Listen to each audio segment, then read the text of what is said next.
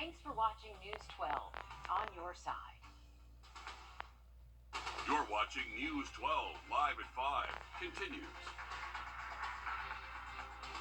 A community left heartbroken and mourning the loss of a beloved 15-year-old. Nyla Tutt loved theater. She wanted to become an actress. But yesterday, Nyla's family says she died suddenly from a heart condition.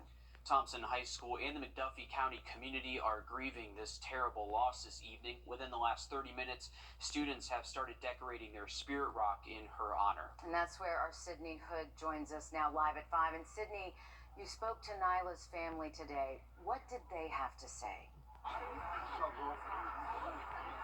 Well, you ask Nyla Tutt's family anything about her, they'll tell you the exact same thing. How infectious her smile was and how contagious her laughter was. She, again, had big dreams for herself. She wanted to go off to college after graduating from here at Thompson High School and go major in drama. And she had big goals for herself again. And though she'll never walk this campus physically, her spirit remains out here. As you can see right here, they are painting the spirit rock in front of the school grounds right now. They're painting it pink and purple, which are Nyla's two favorite colors. All of these people out here are coming together for her. She was a sophomore out here at Thompson High School, and for a 15-year-old, she was active in just about everything imaginable. She was very active in theater, ROTC. She served as secretary for the NAACP's Youth Council here in McDuffie County, and she was even a mentor for the Delta Gems mentoring program. But to her family, she was their queen, and right now her family is trying to figure out how they are going to navigate life without their queen. It was her norm, and she found a way to maneuver through life with what we would consider a disability or adversity. That's all she's ever known. All she's ever known was to fight. And Nyla's parents tell me she had one purpose in life, and that was to bring joy to everyone she interacted with. And you can see by this turnout right here, everyone that's out here painting this rock for Nyla, she did just that, bringing in so much joy for everyone. Coming up all new tonight on News 12 at 6 o'clock, the light Nyla Tutt brought with her and the smile everyone could see from miles away. All right, thank you, Sydney, and our hearts certainly go out to Nyla's family. It's just been a rough start to our school year here for so many of our counties. It has, and especially for the Thompson community, and they're really just wrapping their arms around her family and friends right now. Well, what? All right, thank you, Riley. Days after a school lockdown at Cross Creek, we're learning what started it all. A letter sent to parents Friday details how a student was found with a pellet gun at the school. Other students noticed and told the school resource officer, who then started a search. The Richmond County School District says this incident will be addressed by the Board of Education Code of Student Conduct. North Augusta Public Safety Chief John Thomas announcing he is retiring at the end of the year. He's held the position of commanding officer since 2009 and has more than 3 decades experience in public safety. The city administrator says job postings for the next chief will go up within the next 2 weeks. They also hope to have the new chief decided before the end of the year when Chief Thomas retires. Augusta commissioners are continuing to work out a plan to address panhandling in the city. There is concern that a straight-up ordinance prohibiting panhandling would violate constitutional rights to free speech. So instead, commissioners are considering an awareness campaign, hoping to point potential panhandlers towards nonprofits in the area that can help get them what they need. Now, this could involve flyers, media ads, and QR codes posted around the city.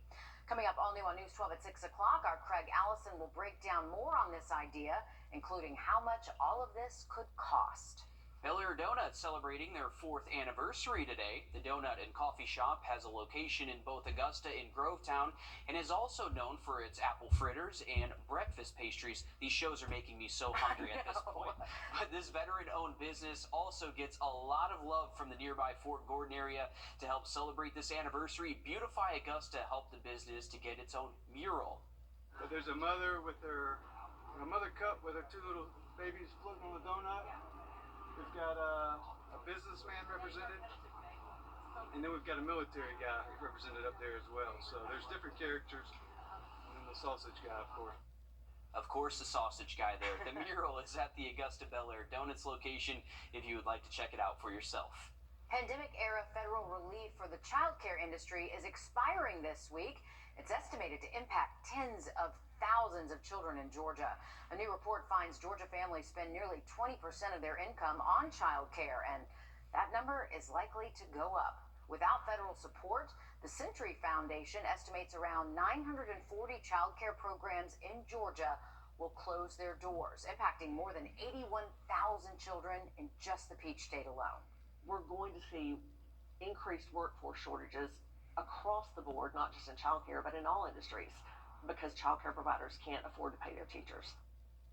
A handful of U.S. House and Senate leaders, including some in Georgia, are backing a new bill that would extend child care funding with the current relief that's about to expire. All right, this one's for all the parents out there. Your kids' addiction to video games could actually pay off for their future. Georgia's gaming industry is booming right now. It really is, and our Abby Kasoris goes inside a local game production studio.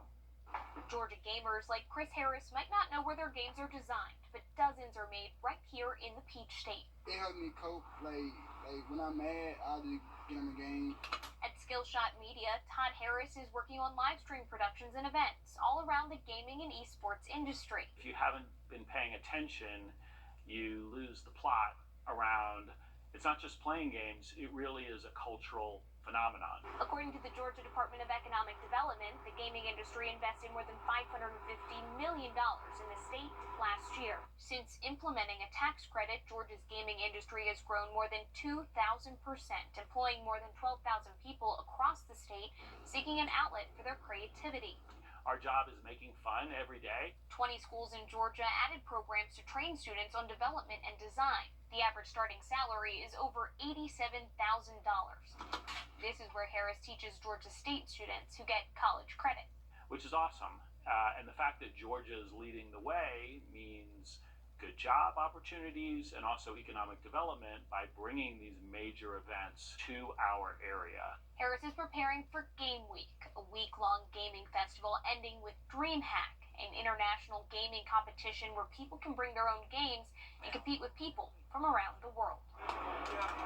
In Atlanta, I'm Abby Kasoris. Well, so to come live at 5, how more than a century's worth of history is being preserved right here in our area. Riley? And we are tracking rain across the CSRA for the rest of this evening, even into portions of tonight and tomorrow. We'll have a full look at it just after the break. It's the news that Carl Jackson's family has been waiting to share with you all. Coming up all new on News 12 at 6 o'clock, I spoke with Carl's brother Jimmy on the longtime caddy's induction to the National Black Golf Hall of Fame. Time and temp. Seasonal in the mid to low 80s. Thank you, Riley. Today, after getting multiple questions about a historical set of stairs at Hamilton Branch State Park, South Carolina Parks unveiled a historical marker with info about the house those stairs led to and the families there. News 12's Taylor Martin spoke to the family whose great-grandparents own the house about what this means for the family legacy. Hamilton Branch State Park wasn't always a park. Over 100 years ago, what's now full of trees and campgrounds used to be the home to multiple black families. Now, this set of steps is the only historical marker left for one of those families. It was 1899 when James Robertson and his brother bought 362 acres of farmland for $2,000 and eventually built this house, where he and his wife raised their children. James and Frances Robinson, they lived here up until the late 40s when the government acquired the property. He left a legacy for his children and his grandchildren. What we now know as Lake Thurman is the home of a legacy for the Robertson family, where they come every 4 years to keep the legacy alive. Knowing that she acquired, and during that time they acquired 362 acres, is phenomenal. So from a legacy standpoint, it leads us to say, why can't we do more? They say this story is similar to many other families and hope you'll see this historical marker of their family as an inspiration for yours. It's a legacy not only for the Robertson family. There are a lot of families like us that have the story to tell, and they may not just have the marker. They may just not have the steps to reflect on. So I hope they can take that as an inspiration to build from generation to generation. So take a look at your family history. You never know what you'll find out or how you could leave your family's legacy. Reporting in McCormick County, Taylor Martin, on your side. The family hopes their marker is just the first of many more to come. You're going to have to pay more to watch Amazon Prime Video or watch commercials. I'm Jamie Tucker coming up how the streaming wars are costing Amazon customers time or money. First Alert Radar, powered by Jim Hudson Lexus Acura Cadillac. When you've been hurt in an accident. All night. Bad news for Amazon Prime Video customers. You're going to either pay more for some of your favorite shows or watch ads. No, we don't like either of those. Yeah. But Amazon is just the latest company to change up how its subscriptions work and when you have to watch ads. Our consumer tech reporter Jamie Tucker explains how much more you'll have to pay or how many ads you'll have to sit through. Now, one of the perks of paying $140 for an Amazon Prime membership is being able to watch Prime movies and shows uninterrupted. But now, like many of its competitors, Amazon is adding commercials unless you pay more. Amazon says the ads will roll before the start of a movie as well as a few times during the movie or show.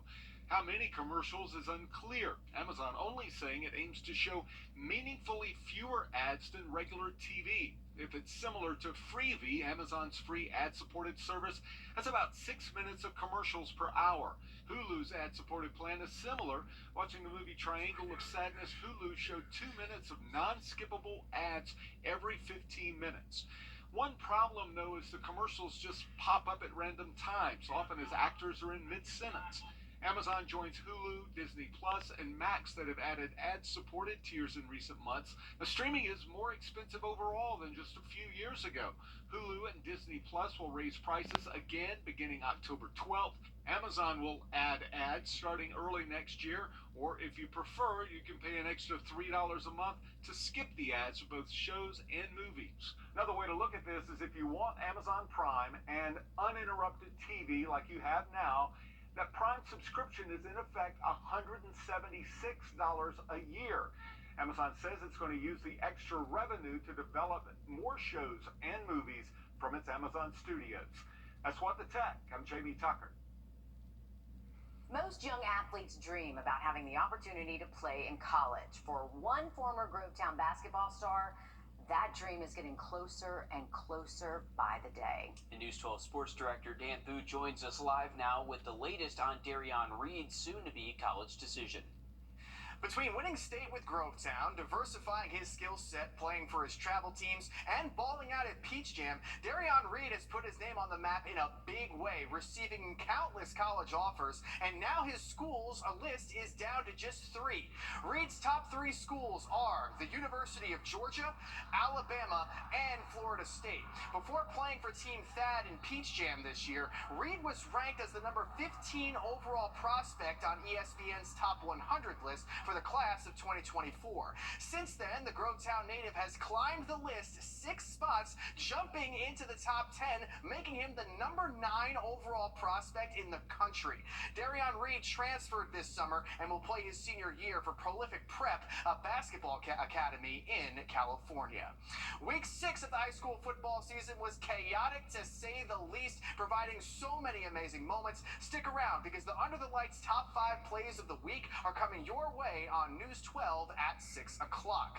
And of course, Week 7 is almost here, and you have the power to decide which one of these matchups will be our Under the Lights game of the week. Scan the code on your screen now or log on to our website to cast your vote. That's it for sports. We'll be right back after this quick break. Touchdown! Visit Milton Rubin, baby. Lease a new 2023 Crown for $429 a month. We're ready. Get them before they're gone. Milton Rubin Toyota. All right, take a look at this. The South Carolina Aquarium holding a public release of sea turtles today. 3 turtles, Baby Bell, Yoshi, and Colby, were released after a few months recovering at the Aquarium Sea Turtle Care Center. And 2 of them needed medical attention after being caught by a fisherman, and the other had eaten a fish hook, but they're now all back in the ocean where they belong. There are 7 species of sea turtles. All of them are endangered, so releasing these turtles is an important part of keeping the species going. It's pretty awesome. They do really important work there. Small world. I actually grew up with one of, right there on the left in the yellow. I grew up with her in Ohio when we lived there. Lived in the same neighborhood. What? Small world, moved down to Charleston. No way. Yeah. So she's doing great work down there to make sure these sea turtles are getting rehab and then getting back in the ocean. It's pretty cool stuff. That is a very small world. That is pretty cool. Yeah, Definitely. Will, that was really random. You're welcome. Did you just figure that out? No, I knew that was coming. Okay, so you saw that video. No, I do my prep work over here. that is really cool, though. Love to see that conservation work going on there in Chucktown. Hey, we got some rain out there. This is a live look from our Beach Island camera. You can see those dark skies in the distance. This is some heavy rain that's currently moving through Burke County and even portions of Aiken, Barnwell, Bamberg, stretching all the way across the southern CSRA. So we are going to have the opportunity for more rain continue this evening through tonight and even portions of your Wednesday. So keep that umbrella close if you're heading out tonight. Temperature-wise, though, we do look cooler than average most afternoons through the weekend. All right, thanks, Riley. Stick with us. We have more news, weather, and sports coming up after a short break on News 12 at 6 o'clock. It's a